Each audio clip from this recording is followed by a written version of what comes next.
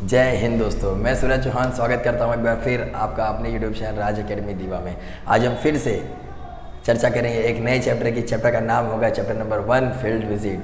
जैसे कि हमने आपसे वादा किया था कि 8th और 9th और 10th ये सारे महाराष्ट्र बोर्ड के जो ज्योग्राफी के सिलेबस होंगे, सारे चैप्टर्स हम कंप्लीट करेंगे। उसी वादे को पूरा करते हुए 8th और 9th स्टैंडर्ड के ज्योग्राफी को हमने पूरा कम्प्लीटली एकदम कवर कर लिया है और इसे एक प्लेलिस्ट बना के आपके डाल दिया गया है। आप जाके वहाँ पे उसे पढ़ सकते हैं, देख सकते हैं।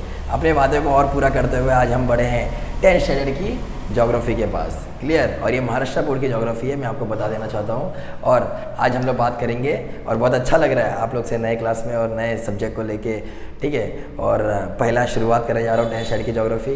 क्लियर है? और आज पढ़ेंगे फील्ड विजिट। क्लियर? बहुत से लोग फील्ड विजिट को छोड़ देते हैं, ऐसे कि ये ज़्यादा इंपॉर्टेंट नहीं है। हालांकि इसकी जो इम्पोर्टेंस है वो हमारे रियल लाइफ के अंदर ज़्यादा होती है, क्योंकि फील्ड विजिट जब हम प्रैक्टिकली किसी जगह पे हम विजिट करते हैं, किसी भी चीज़ को जब हम प्रैक्टिकली करते हैं, तब जाके हमें उसका जो इम्पोर्टेंस है वो मालूम पड़ता है और उसकी बारीकियाँ मालूम पड़ती है हमें। ना कि हम जब सिर्फ पढ़ते हैं और फिर याद करते हैं, उससे हमें ज़्यादा कुछ नॉलेज नहीं मिलता है। फील्ड विजिट हम करते ही इसीलिए हैं, बच्चों को इसीलिए कराया जाता है ताकि बच्चे ना कि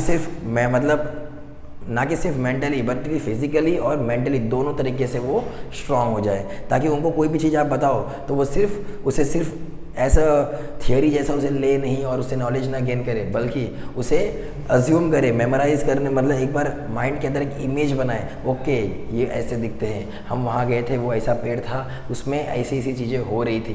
क्लियर है? समझ में आ गया? अभी हम आपको बताएंगे कि जैसे आपने कहीं गए और आपने देखा कि कहीं पहाड़ ऐसे थे, कहीं क्या थे, पहाड़ ऐसे थे, लेकिन आपने कहीं देखा पहाड़ ऐसे थे, तो आपको पता चलेगा ओके सर, ये तो ज़्यादा ग्रेडियंट वाले पहाड़, इसके रिलीफ बहुत कम है, इसको क्या बोलेंगे, हिल बोलेंगे, इसको कहेंगे माउंटेन।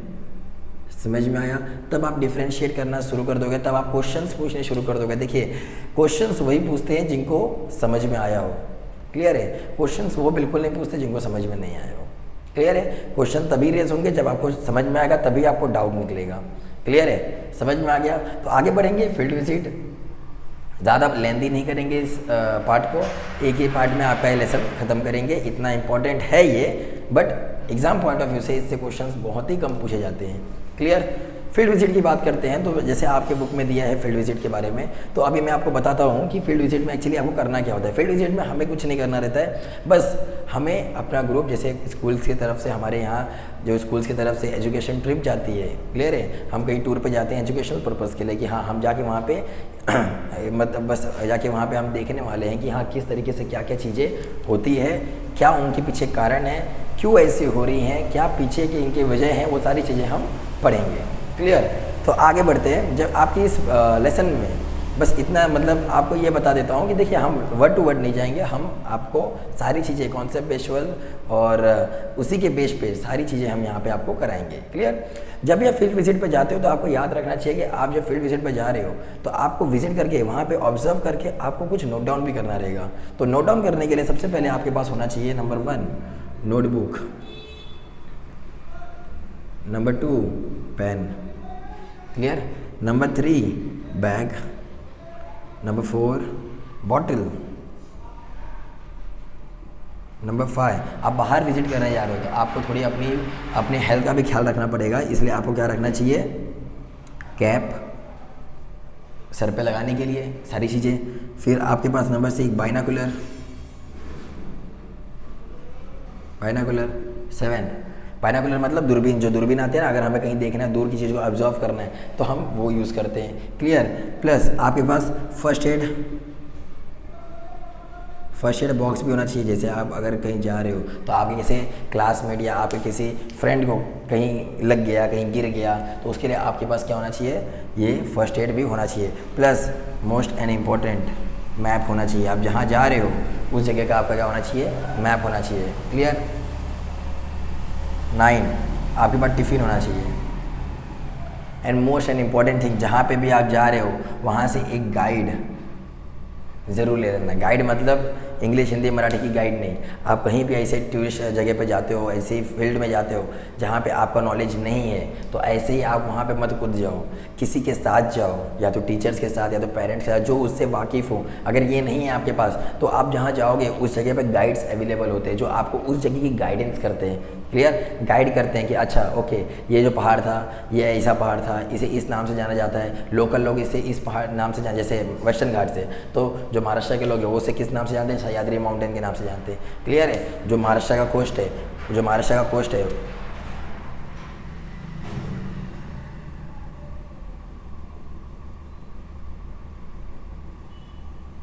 ठीक है।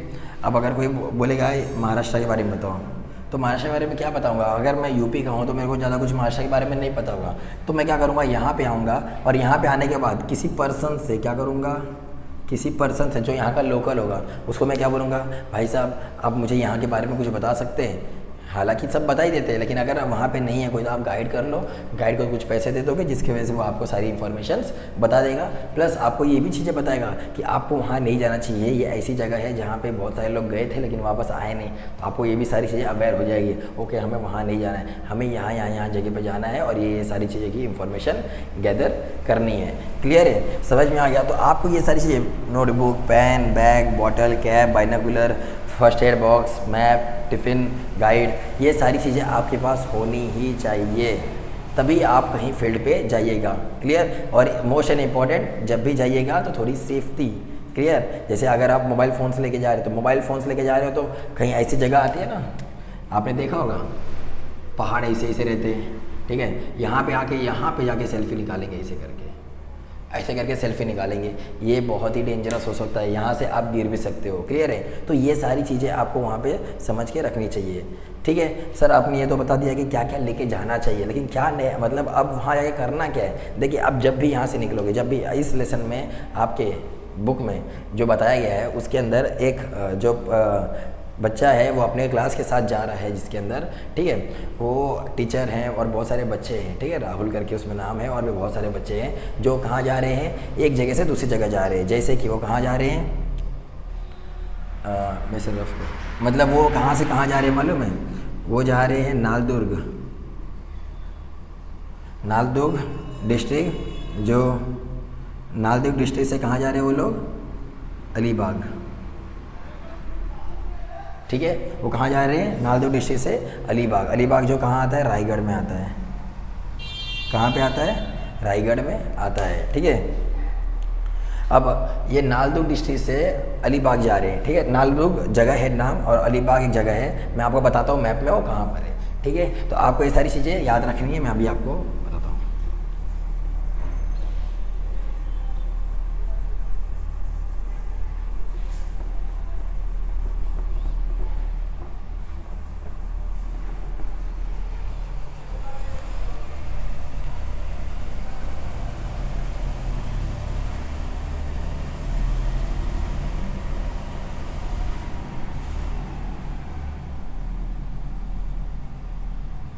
देखो कला का बेहतरीन प्रदर्शन करने आना चाहिए आपको, तभी कुछ बात बन सकती है।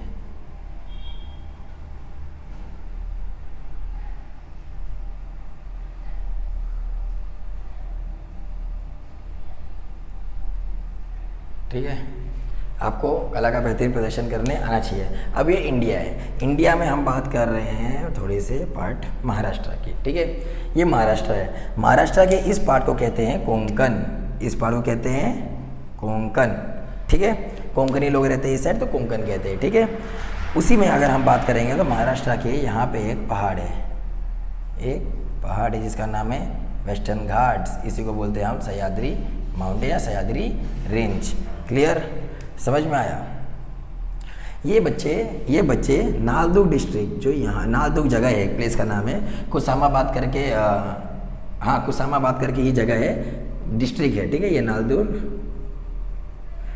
डिस्ट्रिक्ट, यहाँ से इनको जाना है, आप ले लीजिए यहाँ साइड, क्या है यहाँ पे, रायगढ़, अलीबाग बोल सकते हो, अलीबाग, ठीक है, नालदुर्ग डिस्ट्रिक्ट से इनको रायगढ़ जाना है, क्लियर, यहाँ से इनको यहाँ जाना है ऐसा फील्ड विजिट, आपको इनको यहाँ से यहाँ जाना है फील्ड विजिट के तरीके से। क्लियर है? तो सर ये फील्ड विजिट करके करेंगे क्या, क्या होता है, इसका इंपॉर्टेंस क्या होता है, ध्यान दीजिए। जब ये यहाँ से यहाँ जाएंगे तो इसके बीच में जो सफ़र होगा, जो भी सारी चीज़ें होंगी, जैसे वेजिटेशंस होंगे, जैसे वेजिटेशंस में आगे आपको फ्लोरा एंड फाउना। वेजिटेशंस मतलब पेड़ पौधे, क्लियर। वेजिटेशंस को हम बोलते हैं फ्लोरा। और अगर वहाँ पे अगर आपको एनिमल्स दिख गए तो एनिमल्स को हम लोग अपने टर्म में बोलते हैं फाउना। क्लियर, याद रखना, वेजिटेशन मतलब फ्लोरा और एनिमल्स दिखे तो उसको फाउना बोलते हैं। इंग्लिश के टर्म में, साइंस में भी इसको यही कहा जाता है। क्लियर है? प्लस हम लोग वहाँ पे रिलीफ देखेंगे। रिलीफ मतलब ढलान, क्या बोलते हैं इसको, ढलान, स्लोप। क्लियर है? कौन सी जगह ज़्यादा स्लोप है, कौन सी जगह कम है। प्लस हम ये भी देखेंगे कि सर कहाँ पे ड्रॉट है, कहाँ पे सूखा पड़ा हुआ है, कौन सा ऐसा गांव है, कौन सा जगह है जहाँ पे क्या है, ड्रॉट है, सूखा। क्लियर? प्लस हम ये भी देखेंगे कि कहाँ पे ज़्यादा माउंटेन्स है, कहाँ पे प्लेन है। क्लियर है? ये सारी चीज़ें हम गौर करेंगे। प्लस हम देखेंगे कौन कौन सी वेजिटेशंस में कौन कौन सी स्पीशीज़ है, मतलब कौन कौन सी ट्रीज़, ये सारी चीज़ें हम ऑब्जर्व करेंगे। ठीक है? ऑब्जर्व करेंगे, सॉरी ऑब्जर्व बोल दिया, ये इसको हम क्या करेंगे, ऑब्जर्व करेंगे। क्लियर? तो ये सारी चीज़ें जो भी हैं, ये सारी चीज़ें हम वाइल्ड ट्रैवलिंग क्या करेंगे, हम लोग इन सबको ऑब्जर्व करेंगे। क्लियर है? इतना समझ में आया? तो जब ये यहाँ से निकलते हैं, मैं आपको बस बता देता हूँ, ठीक है, इतना बड़ा है नहीं, बस मैं आपको बता देता हूँ। ये जब नागपुर डिस्ट्रिक्ट से निकलते हैं तो अपने साथ सारी चीज़ें रखे रहते हैं, जो मैंने आपको बताया 8-10 चीज़ें, वाटर बॉटल, ये सारी चीज़ें, मैप और बाइनोकुलर, ये सब चीज़ें। क्लियर है? जब ये सारी चीज़ें लेके यहाँ से निकलते हैं तो इनको रास्ते में कहीं कहीं ऐसी जगह दिखते हैं जहाँ पे एकदम सूखा पड़ा हुआ है। अब मैं बताता हूँ, ये यहाँ पे जब तक यहाँ पे रहते हैं इस जगह में, तो यहाँ पे इनको क्यों दिखता है कि यहाँ पे बहुत ज़्यादा सूखा पड़ा हुआ है, क्योंकि आपको पता होगा, देखिए आपको इसी तरीके से समझना है। हमारे इंडिया में जब भी बारिश होती है तो उसके अंदर मेन कारण होता है साउथ वेस्ट विंड का। किसका? साउथ वेस्ट विंड का। ये साउथ वेस्ट विंड क्या होती है सर? ये है, जैसे अगर ये गोल है तो ऊपर हो गया नॉर्थ, उसी के साउथ, इधर हो गया वेस्ट, इधर हो गया ईस्ट। अब ये विंड कैसे जा रही है सर? इसको जैसी जा रही है इसी उसको बीच में डाल दो। कहाँ से आ रही है? यहाँ से आ रही है। यहाँ से नहीं आ रही है, यहाँ से जा रही है, लेकिन यहाँ से आ रही है। कहाँ से आ रही है? यहाँ से। तो इसको ही बोलते हैं साउथ वेस्ट विंड। अगर ये ऐसा रहा तो ये है नॉर्थ, ये है साउथ, ये है वेस्ट, ये है ईस्ट। अगर मैं बोल दिया ऐसा आ रही है तो कौन सा आएगा? North east wind. तो ये कौन सी है? South west wind. हमारे इंडिया में साउथ वेस्ट विंड का ही सबसे बड़ा जो रोल होता है बारिश लेके आने में, वही सबसे बड़ा रोल होता है। जब ये साउथ वेस्ट विंड यहाँ से बहती है तो बादलों को भी अपने साथ लेके जाती है। जब लेके जाती है तो किससे टकरा जाती है? किससे टकरा जाती है? वेस्टर्न घाट से, सह्याद्री माउंटेन से। और जब इनसे टकराती है तो अब मालूम है ना, पहाड़ है, बादल आ गए, आगे नहीं जा पाया, ऊपर उठा और यहीं पे बारिश कर दिया। और इस साइड बारिश कम होती है, बिल्कुल ना के बराबर होती है। वही यहाँ पे भी होता है, सारी बारिश यहीं पे हो जाती है, सारी बारिश यहीं पे हो जाती है, मुंबई साइड हो जाती है। यहाँ पे आ जाएगा तुम्हारा मुंबई और यहाँ पे आ जाएगा तुम्हारा पुणे। क्लियर? तो ये मुंबई साइड तो बारिश होगी, लेकिन पुणे साइड बारिश ना के बराबर हुई। इस वजह से जो बच्चे होते हैं वो टीचर से पूछते हैं कि टीचर क्यों यहाँ पे इतने ज़्यादा ट्रीज नहीं पाई जा रही हैं, क्यों यहाँ पे ऐसा एग्रीकल्चर, यहाँ पे पल्सेस, ये सारी चीज़ें, दाल क्यों उगाई जा रही है। ठीक है? तो उसका आंसर ये है कि क्योंकि ये जो इलाका है यहाँ पे पानी की बहुत कमी है, क्योंकि सारा जो पानी है वो वेस्टर्न घाट्स अपने पास स्टोर करके इसी साइड गिरा देता है, जिसकी वजह से आगे क्लाउड्स बन नहीं पाते हैं और आगे बारिश नहीं होती है। प्लस यहाँ पे इस वजह से यहाँ पे ऐसे एग्रीकल्चर क्रॉप्स उगाए जाते हैं जो हमारे लिए कम से कम पानी में अच्छा पैदावार दे सके। इसलिए आप देखोगे जो महाराष्ट्र लोग होते हैं वो लोग ज़्यादातर क्या खाते हैं? जौ खाते हैं ना, जौ की भाकरी, ये सब खाते हैं ना, वो सब में पानी एकदम कम लगता है, ज्वारी बोलते हैं ना, तो वो सब में पानी एकदम कम लगता है, जिस वजह से उनका जो रहन सहन है खाने का वो यहाँ पे। लेकिन अगर वही आप यहाँ के लोगों को, कोंकण वाले इलाकों से पूछोगे कि आप क्या सबसे ज़्यादा खाते हो, तो बोलेंगे हम सबसे ज़्यादा चावल खाते हैं, fish and rice.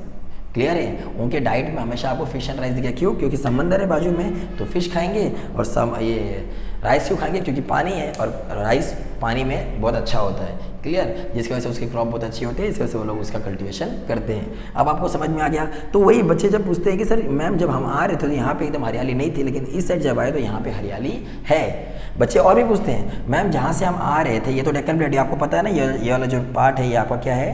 Deccan plateau है। क्लियर है? ये आपका क्या है? डेक्कन प्लेट्यू। डेक्कन प्लेट्यू। उन्होंने बोला मैम जब हम आ रहे थे तो थोड़ा सा ज़मीन ऊंचा हुआ था। देखो प्लेट्यू ऐसे होते हैं, प्लेन ऐसे होते हैं और माउंटेन ऐसे होते हैं। क्लियर? अभी तो थोड़ा प्लेन था, तब तक क्या आ गया? डेक्कन प्लेट्यू। अब डेक्कन प्लेट्यू ऐसा है और फिर इसके बाद क्या आ जाएगा? सह्याद्री माउंटेन। तो बोले मैम जब हम निकले थे तो हम यहाँ पे थे, डेक्कन प्लेट्यू पे थे, तो प्लेन जगह पे थे। बाद में हम नीचे उतर रहे हैं और फिर हम ऊपर चढ़ रहे हैं। तो इससे हमें ये मालूम पड़ता है कि हम अपनी जो रिलीफ है, जो अपना स्लोप है, इसको क्या कर रहे हैं? ऊपर नीचे कर रहे हैं। देख लो ये लोग कैसे इंफॉर्मेशन गैदर कर रहे हैं। ये जहाँ पे जा रहे हैं, अब ये डेक्कन प्लेट्यू में जब ये यहाँ पहुँचे हैं, इधर आगे पहुँचे, तो इनको मालूम पड़ा कि हम लोग कहाँ पर है? डेक्कन प्लेट्यू पे हैं। और ये जो प्लेट्यू है ये किससे बना हुआ है? ये जो प्लेट्यू है ये किससे बना हुआ है? लावा से बना हुआ है। और लावा मैग्मा, ठीक है, समझ में? धरती के अंदर है तो मैग्मा, बाहर निकला तो लावा। क्लियर? अब यही मैग्मा से बनता है तुम्हारा इग्नियस रॉक। इग्नियस रॉक, ठीक है। 3 टाइप के रॉक होते हैं, सेडिमेंट्री रॉक, इग्नियस रॉक और मेटामॉर्फिक रॉक। सेडिमेंट्री रॉक्स ये रॉक होते हैं जो रिवर्स पत्थर को तोड़ तोड़ के अपने साथ जो छोटे छोटे कण लेके आते हैं ना, उसी को बोलते हैं सेडिमेंट्री रॉक्स। दूसरे होते हैं इग्नियस रॉक। इग्नियस रॉक ऐसे रॉक होते हैं जो इग्नियस रॉक ऐसे रॉक होते हैं जो लावा से बनते हैं, मैग्मा से बनते हैं। क्लियर है? इनसे बनते हैं। और मेटामॉर्फिक रॉक वो होता है जो अगर सेडिमेंट्री रॉक को ज़्यादा अगर प्रेशर दे दो तो मेटामॉर्फिक रॉक बन जाएगा, या तो इग्नियस रॉक को अगर ज़्यादा प्रेशर पे अगर तपा दो तो वो क्या बन जाएगा? मेटामॉर्फिक रॉक बन जाएगा। दोनों भी रॉक को अगर प्रेशर दे दिए, ज़्यादा हाई प्रेशर पे उसको तपा दिए तो क्या बन जाएगा? मेटामॉर्फिक। और इग्नियस रॉक का एग्जाम्पल है बसाल्ट रॉक। Basalt rock. तो बच्चे बोलते हैं टीचर ये जो जगह है यहाँ पे कौन से रॉक मिलते हैं? तो टीचर बोलती है यहाँ पे बसाल्ट रॉक बनते हैं जो इग्नियस रॉक से बनने हैं। क्लियर? बसाल्ट रॉक है, ये बसाल्ट रॉक है जो किसका एग्जांपल है? इग्नियस रॉक का। तो ये सारी चीज़ें इसमें क्या कर रहे हैं? इंफॉर्मेशन गैदर कर रहे हैं। क्लियर है? आपको लेकिन फील्ड विजिट में इतना ही ध्यान देना है कि आप जब जा रहे हो तो आपके पास क्या क्या चीज़ें होनी चाहिए, क्या इंफॉर्मेशन आप गैदर कर रहे हो, वहाँ की वेजिटेशंस, वहाँ के एनिमल्स, रिलीफ, ड्रॉट, कहाँ पे सूखा है। अब उन्होंने बोला टीचर यहाँ पे ज़्यादा सूखा पड़ता है, यहाँ पे क्यों कम पड़ता है? अभी तो रीज़न आपके सामने है, क्योंकि यहीं पे बारिश होती है, यहाँ पे बारिश नहीं होती है। पहाड़ों के कारण जो बारिश हो रही है, पहाड़ के कारण हो रही थी ना यहाँ पे बारिश, मुंबई साइड में पहाड़ के कारण हो रही थी बारिश, इसलिए इसको बोलते हैं ओरोग्राफिक रेनफॉल। ओरोग्राफिक मतलब ओरो मतलब माउंटेन, ग्राफिक मतलब रेनफॉल, ठीक है। तो ओरोग्राफिक रेनफॉल क्लियर है? समझ में आ गया? यही था इस लेसन में, बस आपको इतना ही जानना था। आप एक बार गो थ्रू कर सकते हो, लेकिन इतना इंपॉर्टेंट नहीं है जितना मैंने अब आपको बता दिया है। क्लियर है? फील्ड विजिट करने का मेन यही पर्पस होता है कि आप कभी भी कहीं भी जाओ तो आप ऑब्जर्व करना सीखो। समझ में आ गया? आप चीज़ों को गौर से देखोगे, आप जब चीज़ों को ऐसा गौर से देखोगे तो ही आपका जो नॉलेज है वो क्या होगा? अपलिफ्ट होगा, गेन होगा। सही समझ में आया? तभी आपका जो नॉलेज है वो बढ़ेगा। अगर आप सिर्फ ऐसे जाओगे बस किताबी कीड़े हो और देख रहे हो, इस वजह से हमारा जो सिलेबस है 10th, देखो गवर्नमेंट इतनी पागल नहीं है। गवर्नमेंट को पता है कि बच्चों को सिर्फ और सिर्फ जो बुक में है लिखा वही नहीं पढ़ना, उनको क्या करना है? बाहर जाके भी दुनिया देखनी चाहिए। क्लियर है? अगर आप कहीं बाहर जा रहे हो और देख रहे हो, ध्यान देखना, मैं आपको एक चीज़ बताता हूँ। एक अगर ज्योग्राफी का जो रिलेशन है ना वो सबके साथ है, सारे सब्जेक्ट के साथ। जैसे अगर मैं पकड़ लूँ हिस्ट्री को, क्लियर है? अगर आपको ज्योग्राफी आती है, क्लियर है, अगर आपको ज्योग्राफी आती है तो इसका मतलब ये हुआ कि आपको हिस्ट्री आ जाएगी। ध्यान देना, अगर आपको ज्योग्राफी अच्छे से आती है तो इसका मतलब आपको हिस्ट्री आ जाएगी। अगर आप बोल रहे हो सर मेरे को ज्योग्राफी आती है लेकिन हिस्ट्री नहीं आती है, तो इसका मतलब आप झूठ बोल रहे हो, क्योंकि जिस पर्सन को ज्योग्राफी आएगी उसको हिस्ट्री अवश्य आएगी, उसे हिस्ट्री आनी ही है। कैसे? देखिए अभी कैसे हम लोग, अगर मैं आपको अगर बताऊं कि मुझे बताओ मौर्य एम्पायर, जब मौर्य एम्पायर आ रहा था तो इंडिया में नंदा डायनेस्टी कहाँ पे थी? तो आप बताओगे सर नंदा डायनेस्टी इतनी जगह पे थी। मैं और जगह का नाम बताओ तो आप क्या बोलोगे? उत्तर प्रदेश जगह पे, थोड़ा सा मध्य प्रदेश, बिहार, झारखंड लेके उतना नंदा डायनेस्टी थी। अच्छा सर अब मेरे को अब ये बताओ, देखो नाम मैंने क्या लिया? नाम लिया और उसी में क्या आ गया? ज्योग्राफी आ गया। ज्योग्राफी आ गया।